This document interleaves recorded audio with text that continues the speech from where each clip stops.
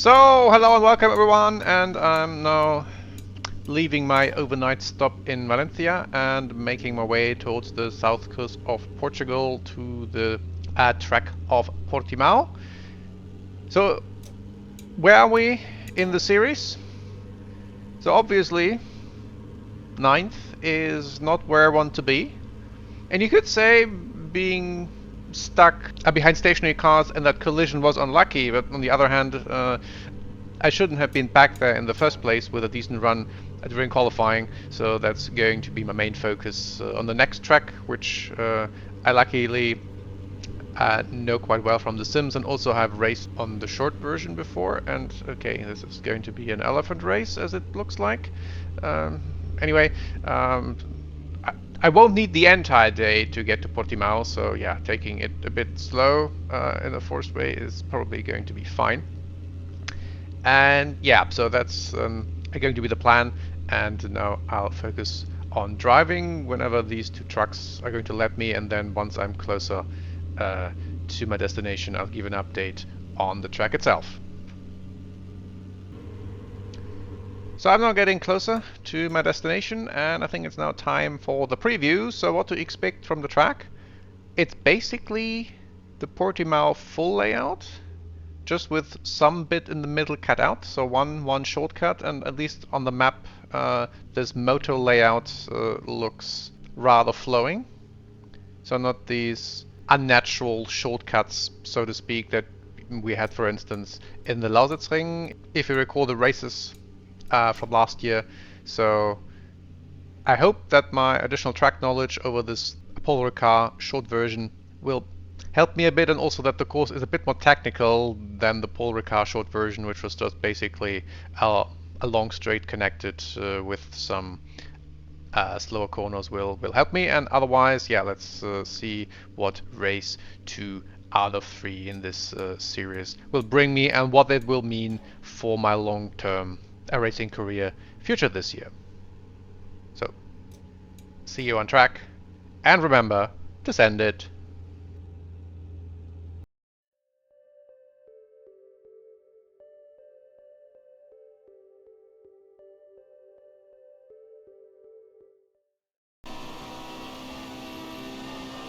So we are now in qualifying, and you see I've already done the first lap. Temperatures are okay, Which hadn't been that great, so let's improve that.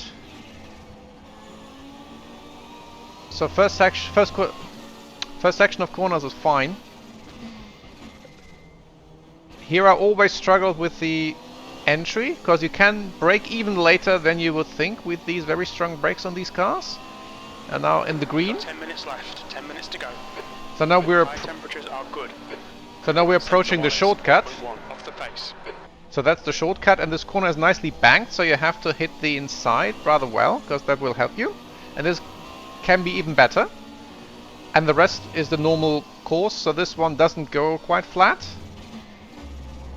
And then here you have, again, much more grip than you think, and also with this turbocharged car, it's easy to end up in the turbo lag area when the revs drop too much.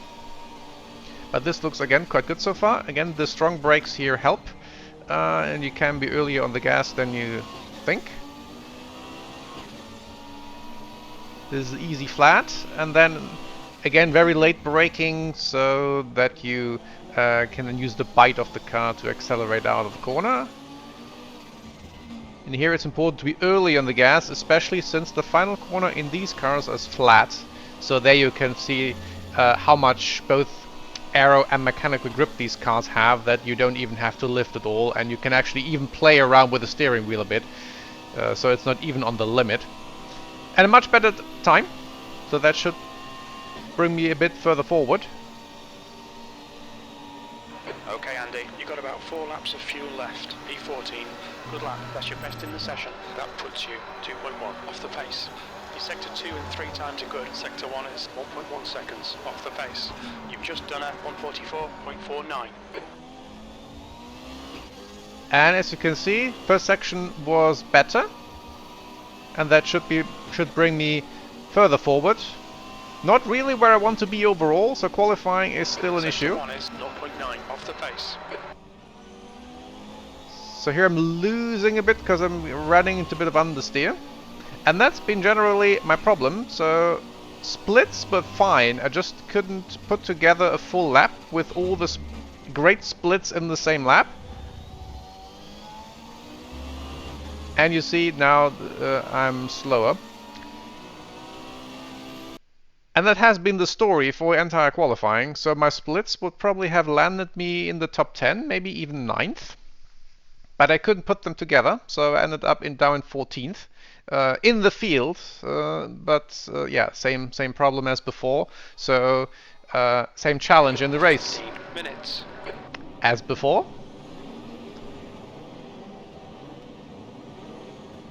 Okay, Andy, be ready.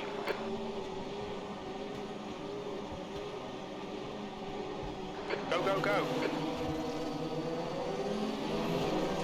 So stars are right again this time, so thanks to traction control. So first corner will be interesting, of course.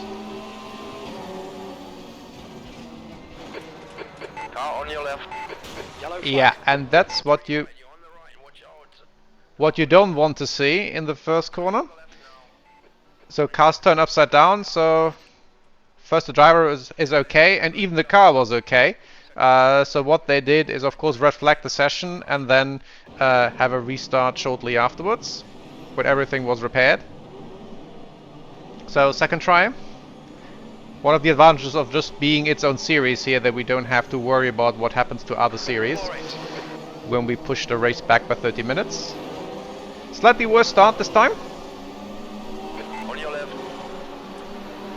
So let's see whether turn 1 works better this time. Still there. Yes, it does. Everyone Okay, goes 3 through cars, you're on the right. clearly, Left and now. me Okay, being Andy, a bit one out aggressive track maybe. limits. Keep it between the lines. Right side, clear on the right. But I figure I need to make some On your early right. headway. And no harm done to Stay on anyone. your line. Clear on the right. And the tactic didn't work even. So still in 14th. On your right. Clear right. Car left. Clear on the left. So that's done. 13. Yeah, the cold tires make a difference, so I'm a bit more cautious here than in qualifying. You're clear. On your right. And that pays off. Stay on your line. So with 2 is clear. being earlier on the Track is gas, clear now. I could outdrag 2 cars on that uphill section, and they might have struggled with at the rear end Car on traction. your right. Because Right is clear now. I have in the end decided to run full traction control, Watch the track limits, please. where others don't. Because I'm not that good in feathering the throttle, not in the heat of the race, not with having driven Left side. basically, exclusively Still front there. wheel cars last year. Left is clear now. So I'm losing a bit due On to your right. going full traction control, Clear right side. and I'm also losing a bit by leaving the door open again. But I'm gaining that in the additional confidence that when I can stump on the gas, the other rear doesn't want to start doing its own thing. So first lap done, 2 places gained. Car on your right. Can build upon that. Still there. Yellow flag, sector 1. Yellow flag. Hold your line. Another clear yellow right. flag. So what happened this P12. time? Car Everyone's right. slowing Right is down, clear. and Right side. You're on the left, 3 wide. yeah, cars Right side is clear. just Come on, being watch these track limits, stuck. please, Andy. Incident clear. Green flag. So not much happened, but apparently everyone got caught in that pile-up. The guy in front is Wallace, car number 10. And I could safely sneak through. I didn't have to give a place back or anything. And as you see, Harris behind also got through. And then all the others sorted themselves out. So I'm now suddenly in 4th. Totally unexpected. So let's see with this a clear track ahead what I can make of it. So we have 3 seconds ahead and 1 second behind. As the gaps. Green flag, sector 1.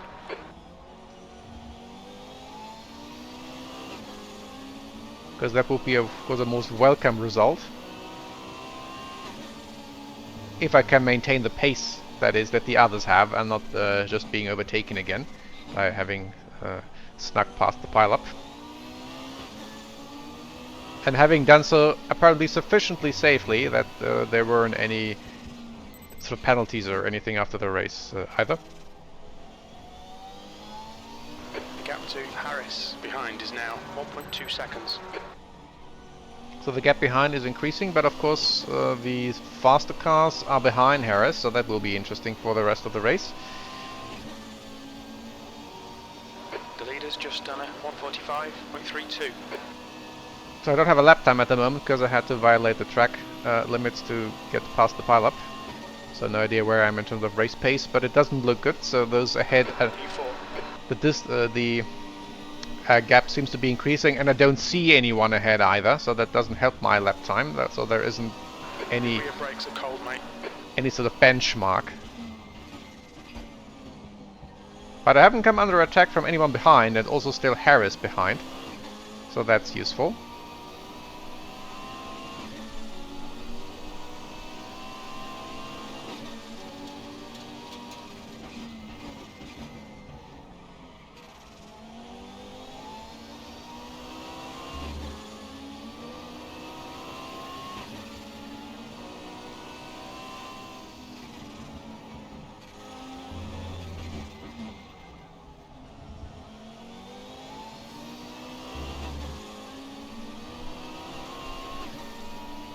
So it's still 1 second behind Harris. Let's see how long he will, she will rather, last against Minuteman. Right tires are cold. Whereas not seeing anyone ahead, I'm not sure whether this hindered me or helped me. So helped, of course, I don't have anything. 10 minutes to go. That's 10 minutes left. Anything or anyone to worry about up ahead, but also no orientation markers. That's to see maybe where they are gaining time and where I could maybe. That's a new fastest lap for Guilo, 1:44.26. Try a little bit extra. So 1:44.6. So let's see how I stack up against that with the first valid lap time of the race. That last lap was at 1:45.00. That's your best lap in this session. So not too bad. So they're not running away massively. And also still 1 second behind Harris.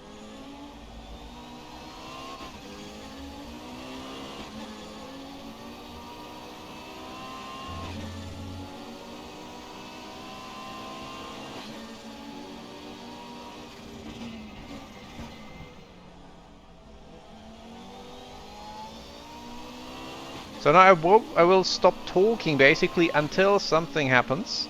Because apparently everything has settled in a rather stable situation. So I can't keep up with Wallace ahead. But I don't seem to be under particular threat from behind. So I haven't even seen Harris up close or any kind of attempt or attack. So things seem to be settled, and until things will be unsettled,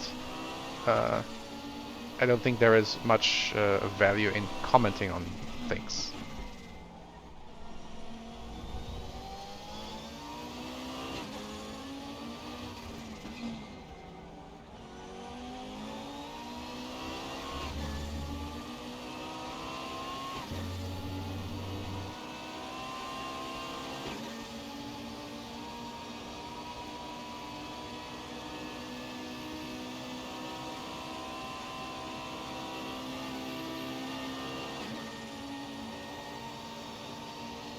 The gap to Harris behind is increasing. It's now 1.9 seconds.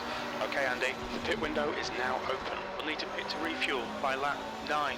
Your lap time was at 1:44.83.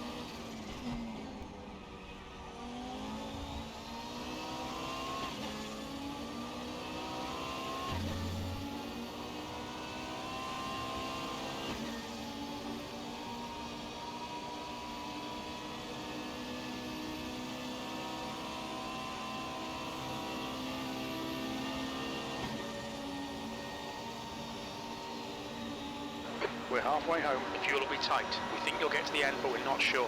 You've just done a 145.32.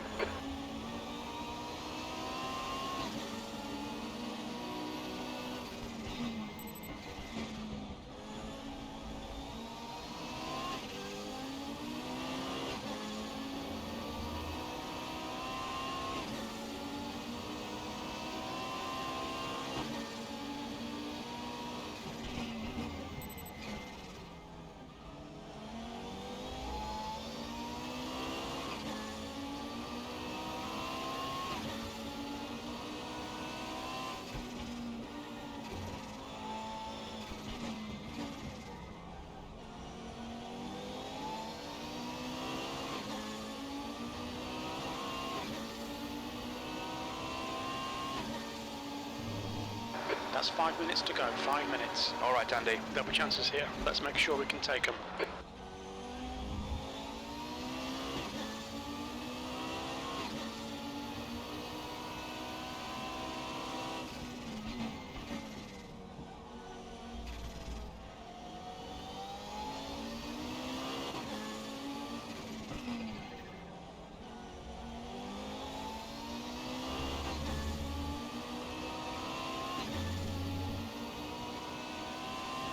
Fastest lap for Lacrosse, 142.93. The guy ahead has just done a 143.27. Yellow flag in sector 1. It looks like Lacrosse has crashed. Green flag in sector 1. We estimate 3 laps of fuel left.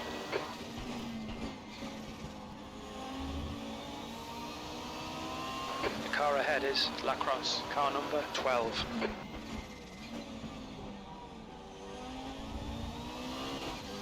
The gap to P5 behind is now 1.1 seconds. Incident in sector 1, yellow flag. P4.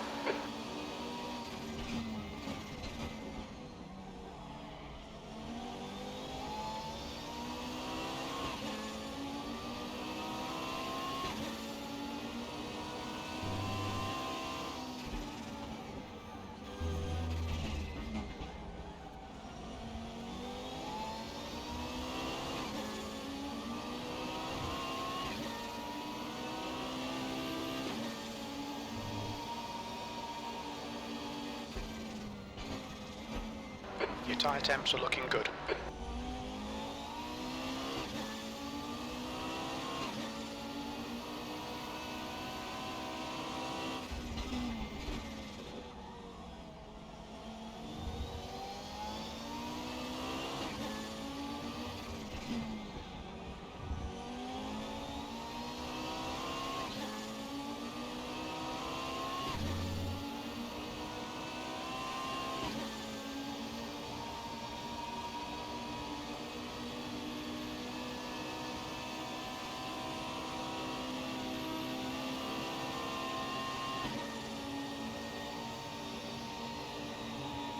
Only 2 laps of fuel left.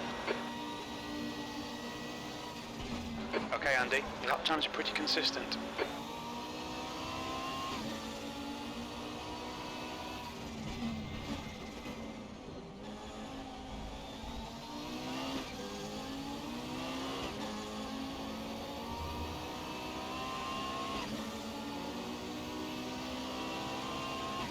That's 2 minutes left, 2 minutes.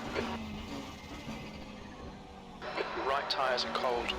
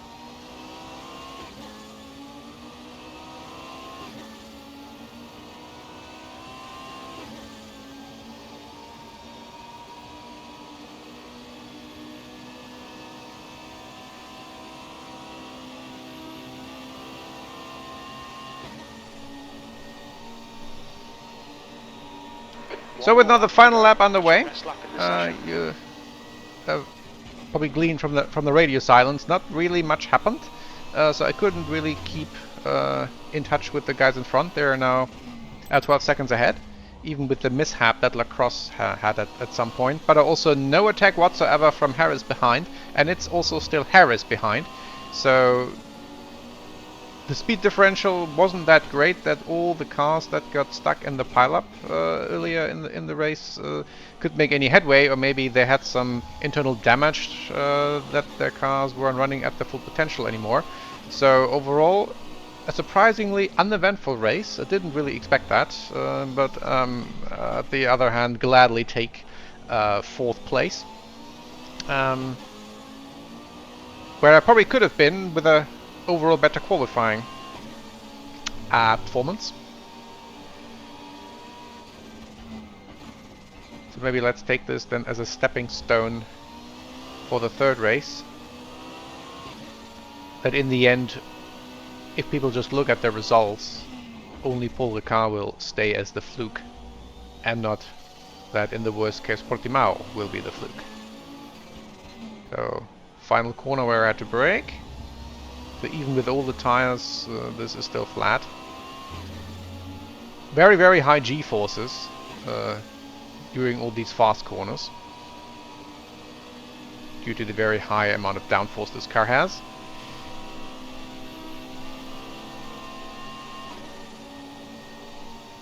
Yeah, in the end, P4, there's the finish. a more or less Good drive. uncontested 4th place without even having to defend once against Harris or anyone else from behind. So I gladly took that. And if you look at my fastest lap, it's not that great, though again the issue of not being able to string together the ideal lap, but it's also not that much out there as opposed to the others, and only one guy who couldn't go further after the crash early in the race.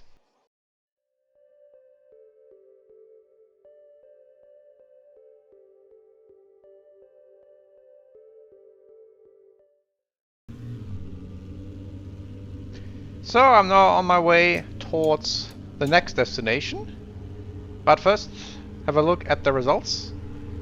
So yeah, a lucky 4th you could say, after the qualifying performance. And as I also mentioned at the intro already, luck shouldn't be really part of the equation necessarily.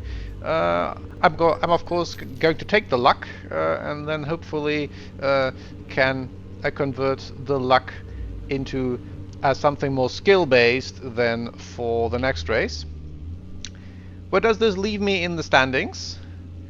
So it doesn't look as bleak as it looked before, so I think I don't have much to do with the top 3 spots unless all the 3 screw up and I score a win or something. But if I can establish myself as sort of best of the rest, so 4th, 5th, 6th place, that would be nice, and I think that's doable and feasible without having to hope that others don't score well, which I don't want to do. I wish everyone here success, since we are almost everyone here in the early stages of their racing career, and I think there are enough opportunities for everyone. Now, as I'm about to go through the toll station here, so I will first make a stop in Madrid, because we still have a few days extra until we have to be at Aragon, and many of my competitors opted for more days at the beach here in Portimao at the south coast of Portugal. I'm more of a city person, so I'll use these few days for some sightseeing in Madrid, but I will do a brief update once I'm there for what's coming up next. So a quick update with the first piece of sightseeing. So the world famous Estadio Bernabeu here in Madrid, and yeah, can't wait to park over there and then have a look at the stadium from the outside. Otherwise, yeah, the next race is going to be in a few days at the Aragon Fast layout that I know very well from last year's Audi TT RS race. So I'm hopeful for that, but more details about that then in the preview for the next race. Until then, see you on track, and remember to send it